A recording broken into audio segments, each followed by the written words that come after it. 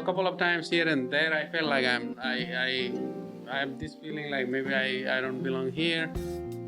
But in the meantime, I also think like I'm strong enough to, you know, stand my ground and say that, this is also my home. You're listening to Seeking Refuge, a podcast about the human story behind refugees. Your host for this week is Tyler Jackson. This past summer, Tyler interned at Carolina Refugee Resettlement Agency, a non-profit organization contracted by the State Department to resettle refugees in and around the city of Charlotte, North Carolina. While there, he met and worked with Thakur Mishra, a case manager at Carolina Refugee Resettlement Agency and a former refugee himself from Bhutan. The following is a conversation they had about his life leading from Bhutan to the United States.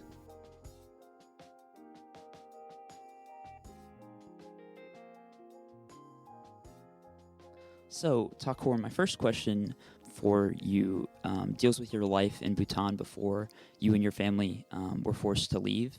Do you remember that period of your life? And if so, can you tell me a little bit about it? Sure, Tyler. I was born in a small country in Asia called Bhutan, which is sort of sandwiched between China and India. I was nearly 8 years old when the government evicted me and my entire family from the kingdom. I remember many things that happened back then. I remember, herding cattle in the pasture land. I remember going to school. I remember playing in an open field back then. I remember helping my parents in whatever ways I could because we had a whole sort of land that we need to be taking care, cultivating so many crops and other things for our livelihood. I still recall all of those things. So, when and why were you and your family forced to flee Bhutan? Could you briefly just talk a little bit about that? As far as I can tell, at a time when we were evicted out of Bhutan in early 1990s, I had no idea that we would never be able to return back to where we were evicted from. I had a feeling that maybe we were out for a trek, because I was too young to understand what was going on in the country. But as time passed on, we were staying as refugee in Nepal. My parents told me how we were evicted out of Bhutan.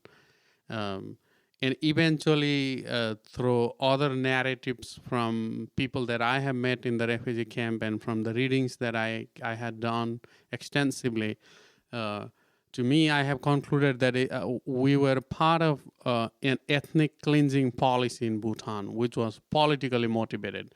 A Buddhist ruling elite trying to clamp down restrictions culturally, religiously, on another ethnic group called Hindus, which were mostly Nepali-speaking people, including my family.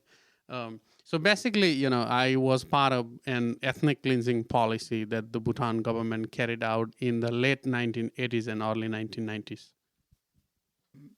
Can you talk a little, can you explain how big was your family at the time? Did you have any siblings, any brothers and sisters? I am the youngest son. I have 3 sisters, and then including me, it's like 5 brothers. So 8 siblings, including myself, parents. Some of my siblings were married and they had kids as well. So it was a huge extended family, and all of us were living together. Do you remember how you felt when you and your family were forced to leave Bhutan? I don't recall feeling too much bad because nobody in my family, the elders, were not telling me the truth. Maybe they didn't do so because I was too young. Maybe they didn't want to burden my mind, So I actually had no idea that we were leaving the place we were born sort of permanently. Now that it's been 30 years, I have never been able to go back. So I didn't have all the ideas as to why we were being evicted. And that's right. You also explained that you didn't know that you would never be returning when you and your family left Bhutan. So moving on to your journey after Bhutan, can you describe where your family headed to after leaving Bhutan and how long that journey took? What was it like? I still carry some vivid memories of my journey all the way from Bhutan to a refugee camp in Nepal. It took about 3 days for me and others in the family to take a barefoot walk all the way from one of the remotest parts of Bhutan to get to India, where I think my parents initially thought that they would be taking refuge because India shares immediate border with Bhutan, but not Nepal, where we later ended up living in a refugee camp. But then as soon we got into India, we were loaded into big trucks by the local authorities, and then we were basically dumped in Nepal, where then we were registered as refugees by the UN's refugee agency called the UNHCR, where it became my home. Wow. And what was your life like in Nepal, in the refugee camp? Can you describe that a little bit? Sure. Life in refugee camp basically means like you have nothing there.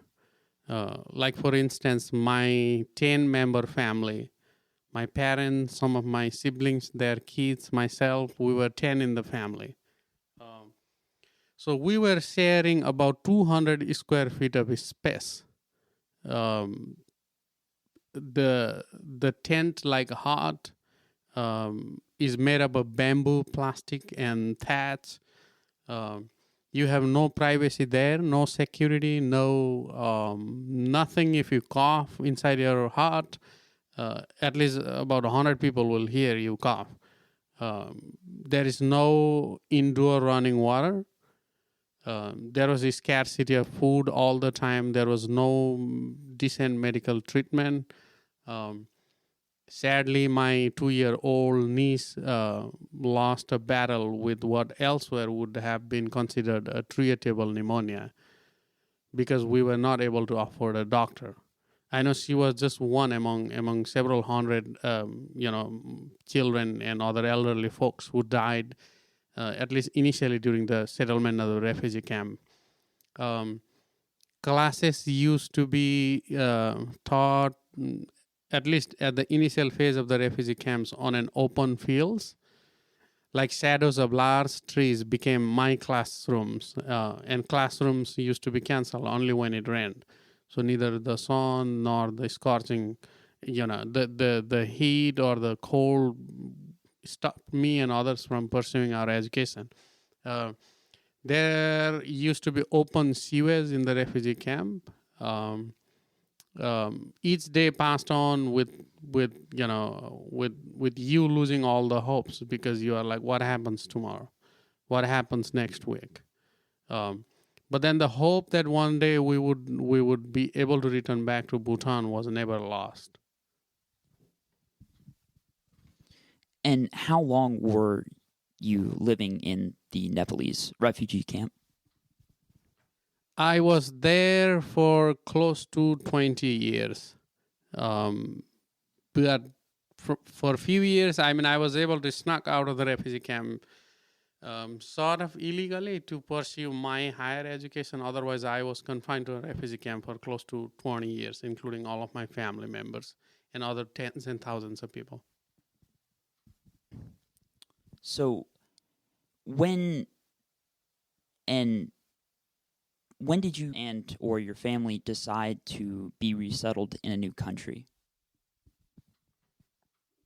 So the resettlement process actually started sometimes in early 2007 when the Assistant Secretary of the Homeland went all the way to the refugee camp in Nepal and declared that she was interested, our department, including the U.S. government, was interested in resettling at least 60,000 refugees from the refugee camp in Nepal. So as soon this news had gotten a space locally, I immediately declared my interest. I thought like that was the only way out to get out of the place that was like a hell. You don't have anything in there in the refugee camp. So, and chances of being repatriated back home was almost slim to none because we had waited so long there that I had a feeling that we would never be able to get back to Bhutan. So I immediately declared my interest sometimes in 2007, and the process took about 2 years for me to be done there, including layers and layers of screenings, interviews, security clearances by several stakeholders, including the Department of Homeland Security, the International Organization for Migration that usually facilitates the screening of the health and then the travel, including the government of Nepal and the UN's Refugee Agency. So with a rigorous vetting process for 2 years, I was finally able to be resettled in the Bronx in New York City in 2009. Did you have an ability to choose which country you'd be resettled in? So this is how resettlement actually works. Initially, I had to declare my interest for resettlement to the UN's Refugee Agency. I would have no choice but just to declare my interest without picking any of the countries. And then the UNHCR, which is the UN's Refugee Agency, will kind of basically determine on my behalf, looking all my background as to where I would be best fitted. So for me, I never said I would like to be resettled in the United States, let alone being in New York City was not my choice, But it was a choice deliberately made by all of the stakeholders involved, including the U.S. government. When you initially arrived in the United States, what items did you bring with you? As far as I could recall, the only thing I had was a bag that had in it some used clothes given by some of my elder siblings. And then I made sure that I carry with me my academic credentials because I always felt like, if things would go the way that I wanted, I had a feeling that I would continue to pursue my higher education even after resettlement. So it was just a bag, some used clothes, including academic credentials, and then a hope that one day I would be better off by being resettled. That was basically it. Did your family come with you initially? No, I was the first from the family being resettled. I came to the United States alone. And how old were you at the time? I guess I was 22, 23 maybe. Before you came to the United States, you must have had some expectations about what life would be like when you were resettled. And I'm wondering, how did those expectations compare to the reality that you experienced when you were first arrived?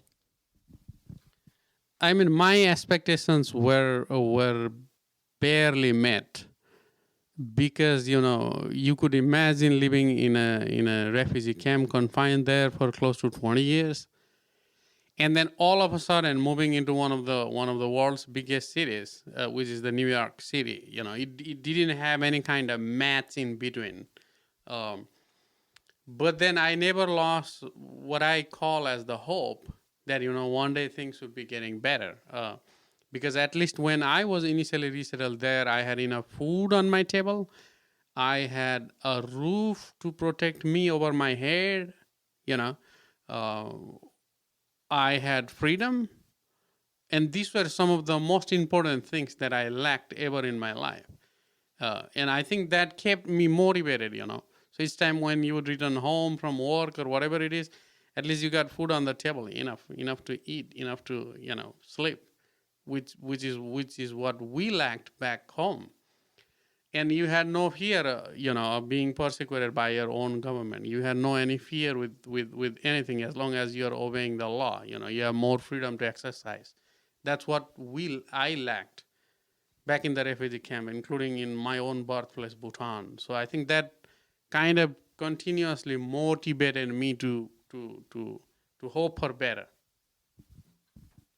I think you touched on this a little bit with your answer just now, but when you arrived in the U.S., what sort of mindset did you have? What long-term goals, plans for the future? One of the goals, my initial goals, was to breathe fresh air of freedom, which I had lacked my entire life, And while in the refugee camp, I was also involved as an advocate for freedom of speech and expression, and to be in one of the world's, a country that has the freedom of speech and expression to its fullest extent was sort of a dream come true. I wanted to get a feel of that, And my other goal was to get established and accumulate myself into the mainstream American society as quickly as possible. And I believe I was able to do that. I still struggle with so many things, but then I felt like working hard, trying to be more competitive, trying to be part of the mainstream American society was my another goal. And I think I made it early on. And so along those same lines, what were some of the biggest challenges involved in integrating into American society and culture? Some of the challenges was that I found out fairly early on that there are a lot of subcultures, not just culture, There are a lot of subcultures that I still struggle to understand here in the mainstream society. And initially language was one, although I came here with some English, both writing and then speaking, I always struggled with the language part. The other struggle was being in New York City. It was heck of a deal to be familiarizing myself with using the subways, Now tell me how many times I didn't get lost, how many times, I was supposed to get to somewhere else on a specific time, but I kept getting lost, It was a huge challenge because I've never seen a train in my life except in few movies here and there. So being all of a sudden in places like New York City was really challenging. The other challenges was that everyone who comes here comes with some sort of a mentality or expectation that they would have some kind of job that suits their past experiences or their academic background, which was extremely challenging for me because I was doing a whole lot of different things than what I used to do back in the refugee camp. But then again, as I said earlier, I never lost a hope, and I kept thinking like maybe I should take anything that comes my way initially, and things would be getting better one day. And so, with that, talking about that expectation that the job that you had in Nepal would be similar to the one that you would have when you arrived in the United States, what sort of jobs or what sort of career did you have in the Nepalese refugee camp? And when you arrived in the United States, what was your initial job or jobs? Well, in the refugee camp in Nepal, I had snuck out of the refugee camp for a couple of years to pursue my bachelor's degree from the capital city of Nepal, Kathmandu. I had a bachelor's degree in journalism and mass communication, and after I had started my college, I was hired by a local radio station where I worked as a program host, and then also I was working on their online portal as a news editor. I didn't expect that I'd be able to do that as soon as I came to this country, but then the way that I had experienced things in journalism, in reporting, was, I think, what kept me having my expectation more higher after I was being resettled here. And as you asked, my initial job was to work for a warehouse company where they receive orders online. It's, I believe it's a gift shop online, So they take orders online, and then whatever people order, you have to find the items from the aisle, pack it, and then ship it in an appropriate way. So it's basically working in the warehouse. My second job in New York City as well was also working in a warehouse. What were one of the biggest cultural differences that you saw between Bhutanese/Nepalese culture and American culture? I had heard and read a little bit here and there about the United States being an individualistic society. And early on, I found out what it actually meant, because I come from what we call it as a collective culture. It's sort of looking for each other in a way that you care for others as much as you care for yourself. But then here, I found it just the opposite, because people care for themselves more than anything else. It's always being more competitive, being looking out for things for just yourself. Not living in a family. Like our culture says that we could live like as an extended family. I could live with my parents, and even if it's with some of my siblings, and we do that even today here. So if my parents someday were to move with me, I have no problem, or if I have to move with my parents, it's not a big deal here. I mean, even here in our culture, but it's just the opposite in this culture, which still today I find hard to believe, But I get the point that when people become more independent on their own, I mean, it creates more opportunity. They get to learn more about life. But in the meantime, I think, there's a huge shift uh, between being individualistic and then being from a collective culture. That's what was more shocking to me back then, and then even still today, I feel the same way. Talking about your experience as an immigrant to the U.S., how have you balanced integrating yourself and your family into American culture while still maintaining a connection to your Nepalese and Bhutanese culture? Well, that's sort of an interesting question. Now that I have a nearly 4-year-old daughter, I keep asking these questions more than ever before, because I have this deep feeling like, how should I raise my daughter in a way that she becomes competent and part of the mainstream American society, and in the meantime, keep some of the cultures and traditions and religion that we have brought from back home. And personally, I mean, I have gotten rid of some of the superstition belief that we had carried for years, because I come also from a sort of an orthodox family, uh, where you believe too many things that are not scientifically valid or whatever it is. Like, I'll give you an example. If you are driving, in my culture, it says, if you are driving, if you see a cat crossing the road, then you stop. You shouldn't drive, forward, because it indicates that you will meet a severe accident. Now, have I driven? Excuse me. Now, have I seen a cat crossing the road? Yes, I have.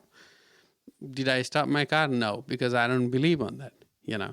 So in these nearly 10 years of my stay here in the United States, I have gotten rid of so many superstition belief from my culture.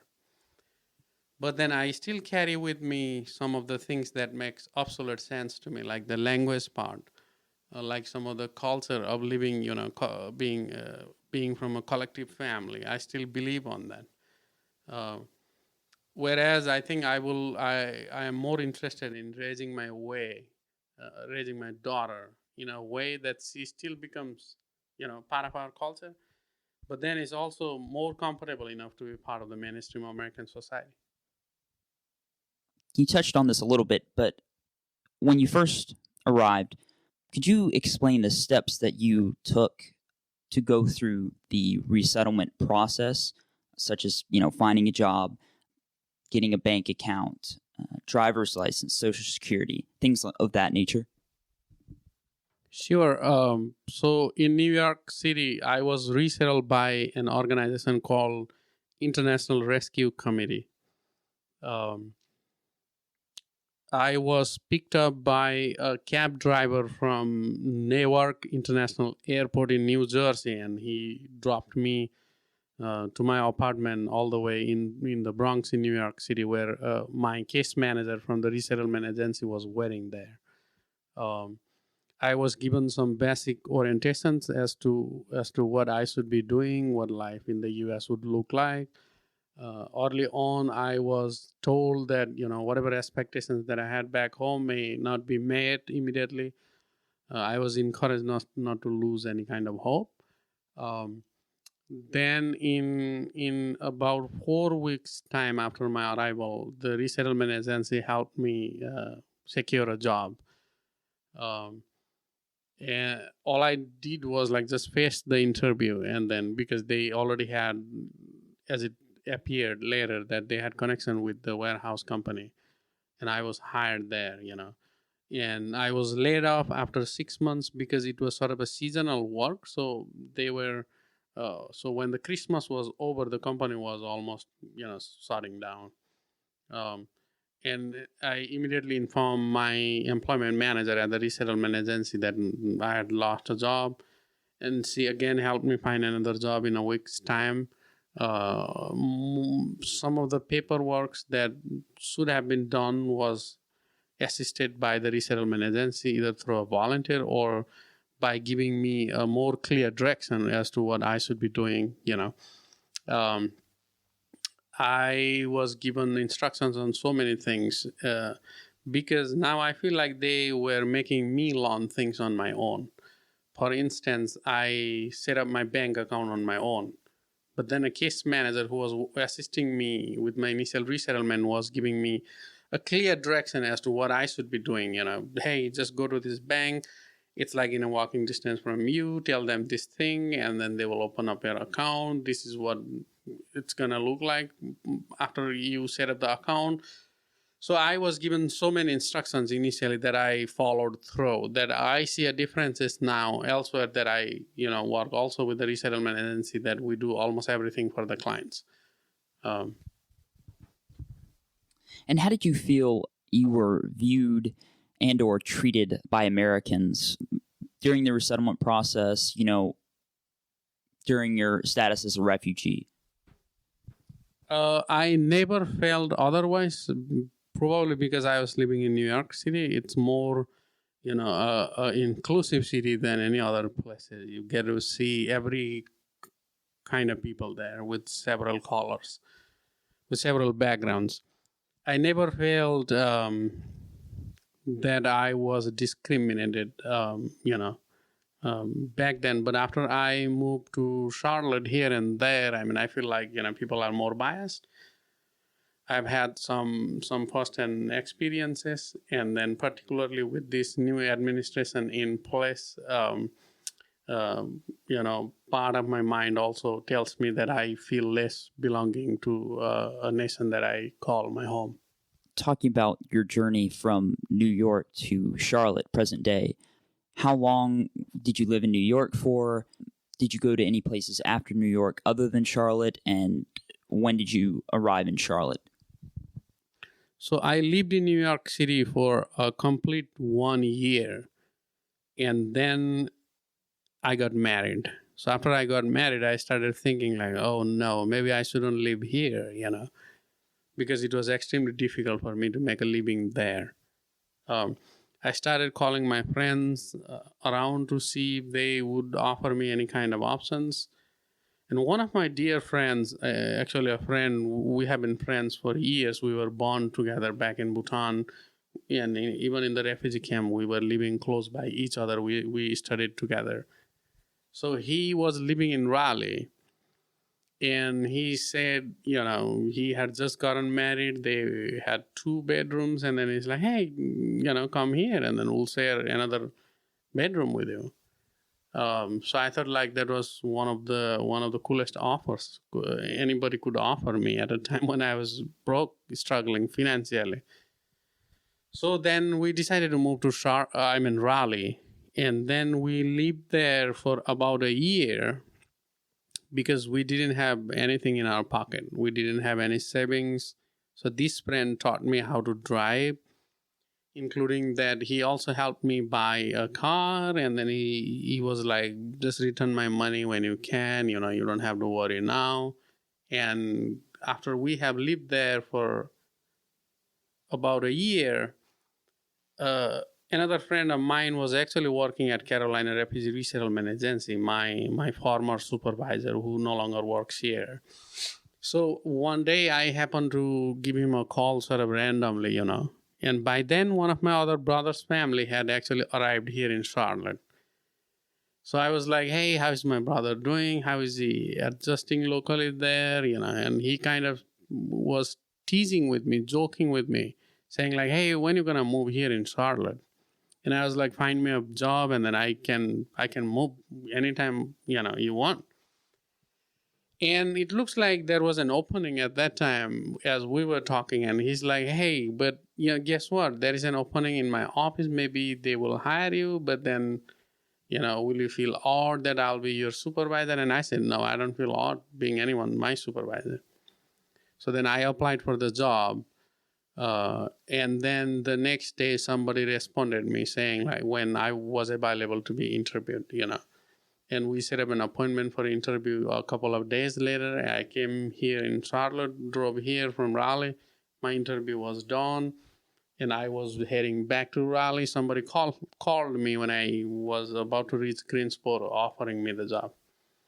And the next thing I told that person also no longer works here. I told her like, hey, I can actually return back from Greensboro now if you want me. And she's like, no, just take your time, And then a few days, I think the next day or the few days later, then I came all the way here in Charlotte, accepted the job. And when I came here, I initially didn't bring my wife with me because she had a job in Raleigh. And then I also want to get a feel of how the new job here at Carolina Refugee would look like, And I stayed with my brother's family and was working at Carolina Refugee Resettlement Agency and have been working since then in different capacities. So hearing you talk about the family and friends that helped you during your journey through the resettlement process and even beyond that, how important is having those familial and connections with friends and others in a similar community to aiding you in your daily life and through the resettlement process and beyond? I believe particularly in this country, it is extremely, extremely important. I'll give you an example. So the friend who helped me for about a year, he never asked a dime towards the share of his rent. I don't recall paying him anything. Because after we arrived in Raleigh, I think the country was still recovering from the economic recession. So we were struggling to find job in Raleigh. We didn't have job for about 6 months after we came there. And he never asked us for anything.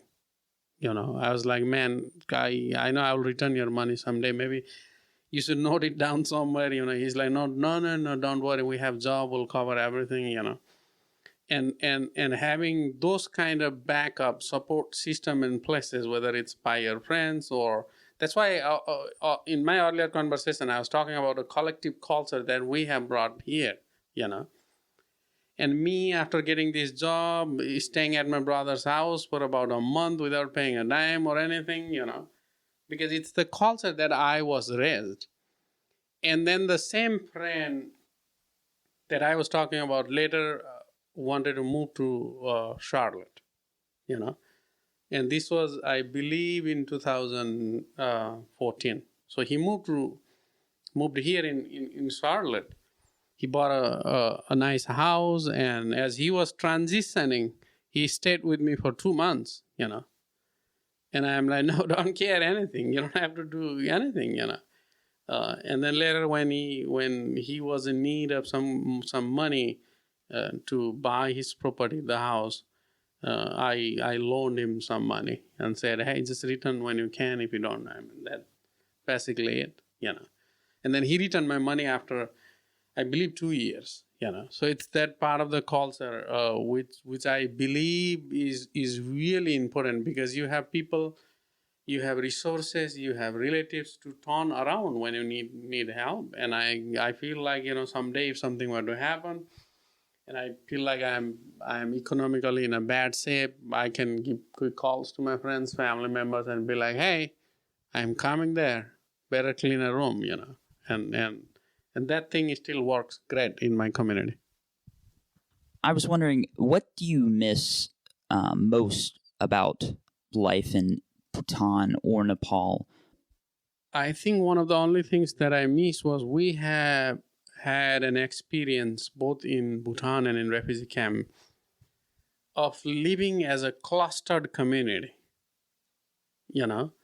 So if I want to gather at least 11, 12 people to go play soccer, it would take only 5 minutes, Be like, hey, if you call somebody else, he will respond, and then he will be like, hey, can you call the other guy, XYZ, and you do that, and tell him to call that guy, and we'll meet in front of my house, and then we'll head play some game, I miss that part,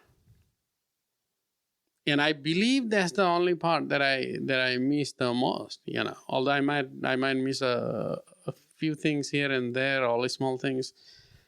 But then being in group, taking a walk as a group, trekking around as a group,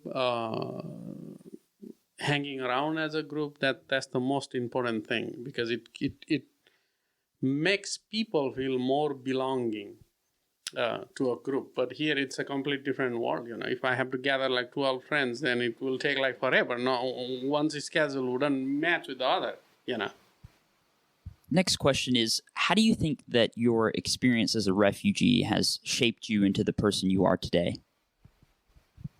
I think it plays a huge role. I do not want to thank anyone for making me refugees, But for the fact that I became a refugee, I have a different way of interpreting how a life should look like. Because I have almost throughout my life had sort of a roller coaster ride, I'll give you an example. Well, when there was a big news about a hurricane, I think sometime last year, people were panicking and be like, oh, there's a huge hurricane coming in, we don't get to drink water and this and that, everything. So I was joking with someone in my office, and I'm like, because I've never been, experienced or seen one, And all I remember saying was like, so what happens when a hurricane comes? They were like, there will be a flooding. And I'm like, as long as there is a flood, I can make drinking water out of it. And I was like, you don't need to panic with these things. You can't control it. And people, I could see people panicking. Some of my neighbors here, in the place that I live, were loading trucks and trucks of water, the food. All I did was like, I made sure that I have enough food and water just for my 3-year-old daughter. Because I was like, she is growing in a different environment, And I assured my wife that rest everything, we will handle it. As it comes, I'm like, nope, I don't worry with anything. I don't panic with anything. Because even in worst case scenarios, I know some of the skills in life that I can turn some of the things into food or whatever it is, just for the basic survival, So I was wondering if today, does the U.S., the United States, feel like home to you? And if so, do you remember a specific moment when it became home? I have too many moments where I could recall that it became home, particularly after, the first thing was like as soon my plane touched the ground in Newark, New Jersey, it felt like it was my new home. And then the next was when I became a naturalized citizen in 2014.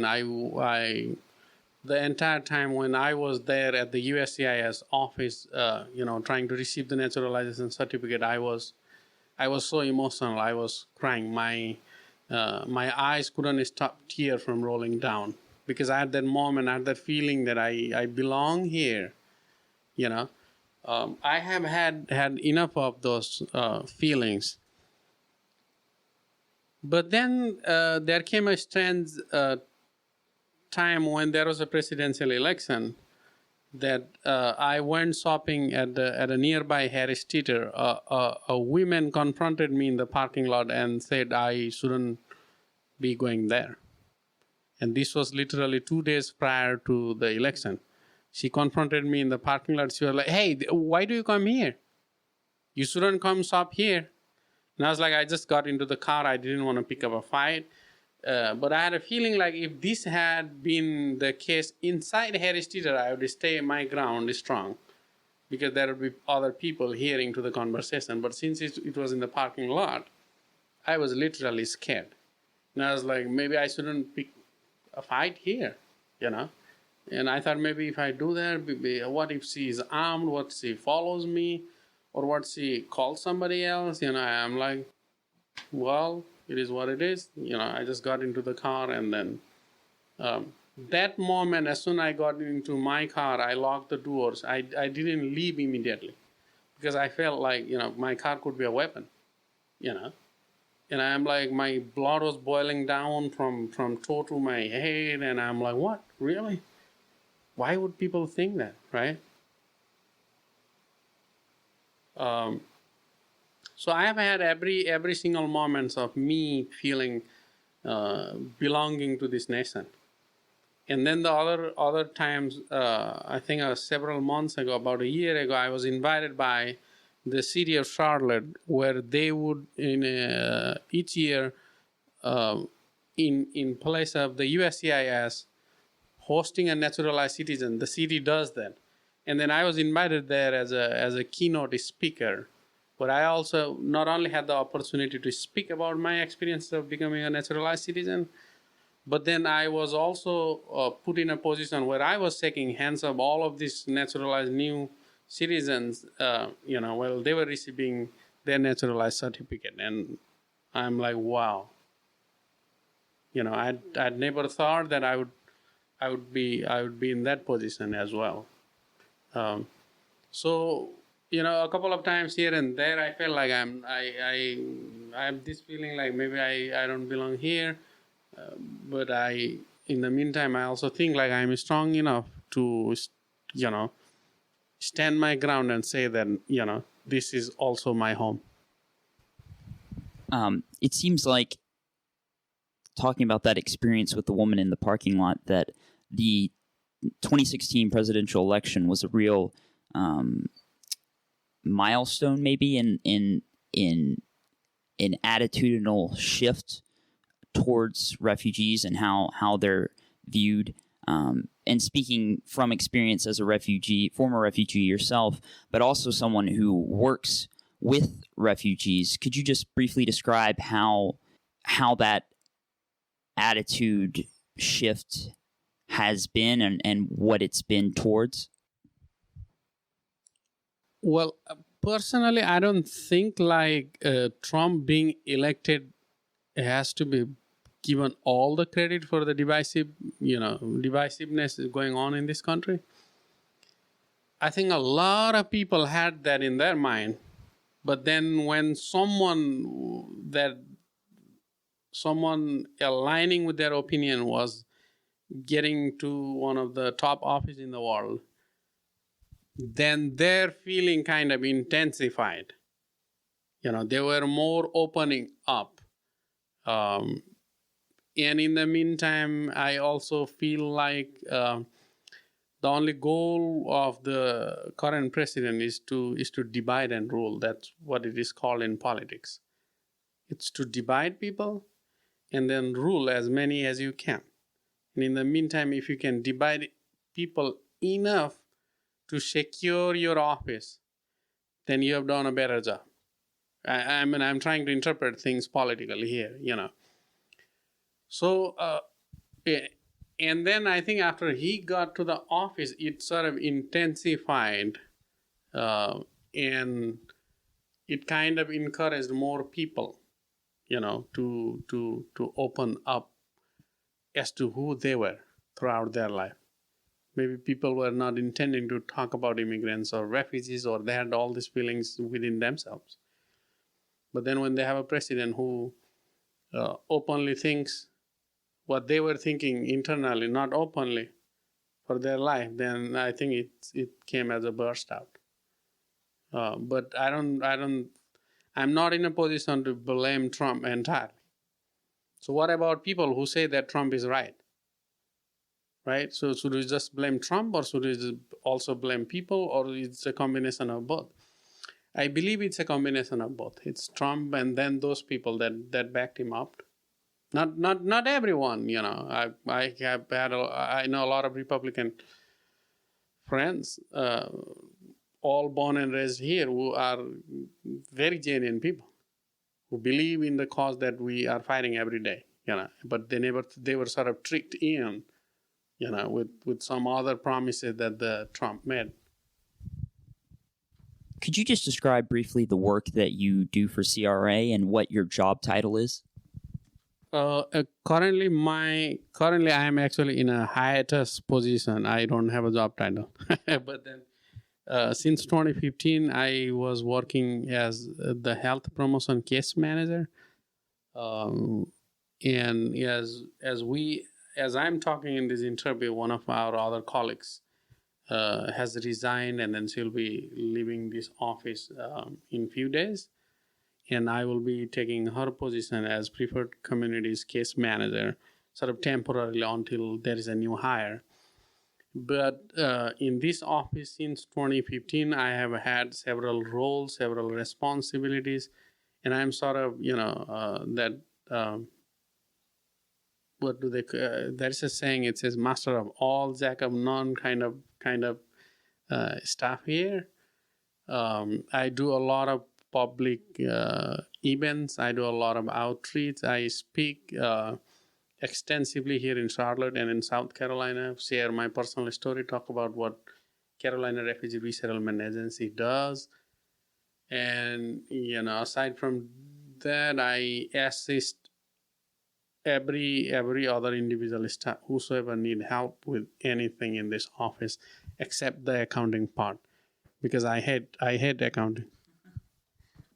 So you talked a little bit about your family, and you don't have to mention names or anything, but just how many are in your immediate family?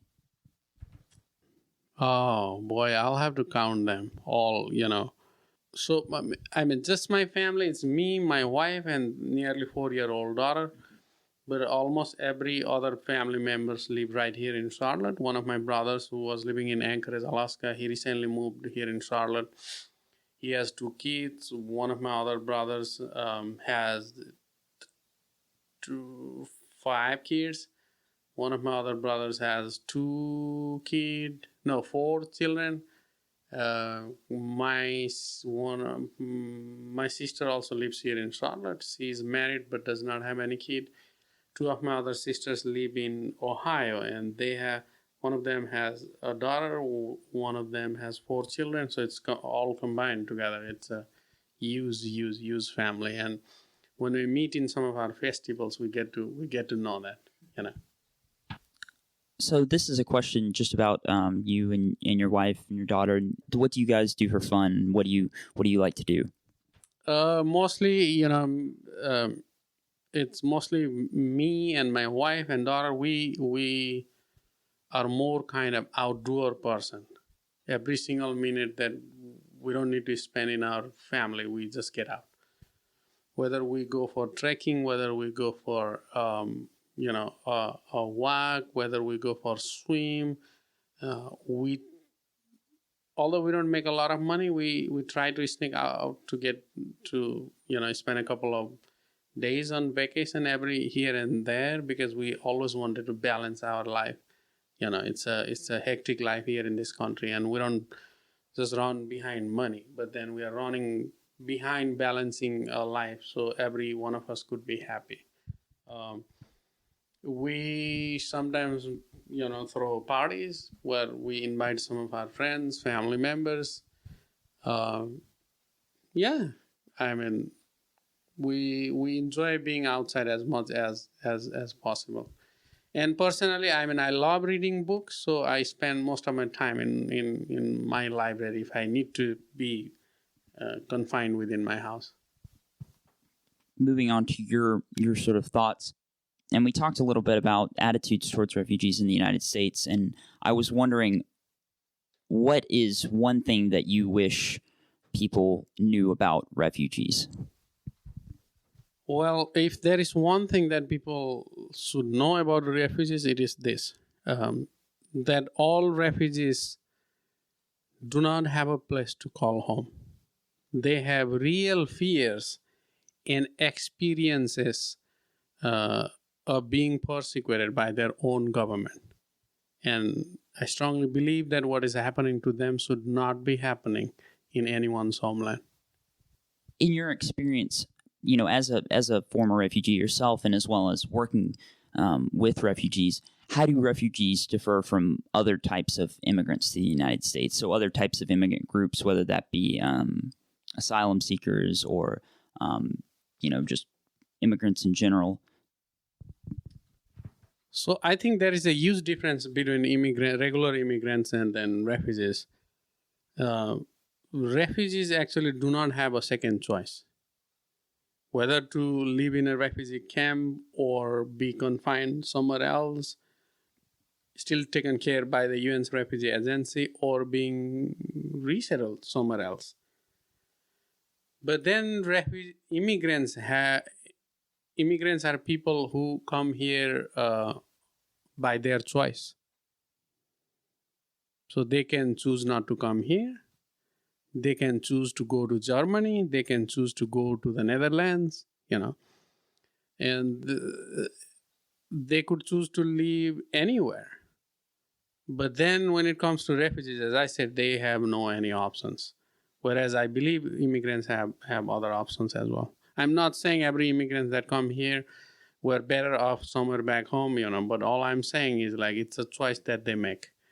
But when it comes to refugee, it's a choice. We don't have choice. And so, last question here. I'm curious, talking about, coming to the United States and the unique perspective that you have on that. What do you think makes someone an American? That's a tough one.